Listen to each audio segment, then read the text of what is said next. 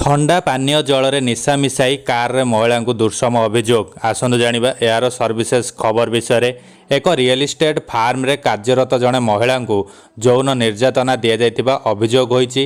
हैदराबाद रे तांकर जड़े सहकर्मी तांकु थंडा पानीय रे निशा मिसाई पीवाकू देई दुर्षम करिथिबा अभियोग होईछि। एही घटनार तदंत कराजिबा परे अभियुक्त जनार्दन एवं सांगा रेड्डी को गिरफ करी जेल को पठाई दिया जाइछि।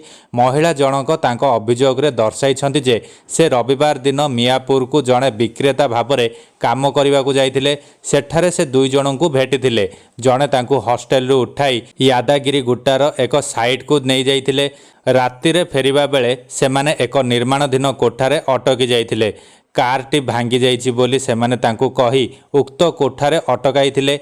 एहा परे दुई जन तांकु खाद्य प्रदान करथिले किंतु से मना करि देइथिले। किंतु शेषरे सेमाने तांकु थंडा पानीय पीवाकू देले। एही पानीय रे किछि मिश्रण होइतिबा संदेह करा जाउछि। सेमाने तांकु एक मिठा मध्य देइथिले जहा परे महिलांको मुंड बुलाइबा आरंभ होई जाइतिला। एही घटनार सुजोग नै पुरुष माने तांकु कार रे नै सकाळ पर्यंत यौन निर्यातना देइतिबा महिला अभियोग करिसंती। यौन निर्यातना सहित तांकु मध्य माड़ दिया जाइतिबारु शरीर रे जंत्रणा हेबार से दाबी करिसंती। एहा परे पुरुष माने तांकु मियापुर रो एक हॉस्टेल रे छाड़ी पळाइतिले बोली अभियोग रे दर्शा जाइछि। दुर्षम एवं अन्यान्य अभियोग रे पुलिस एक मामला दायर करिछि।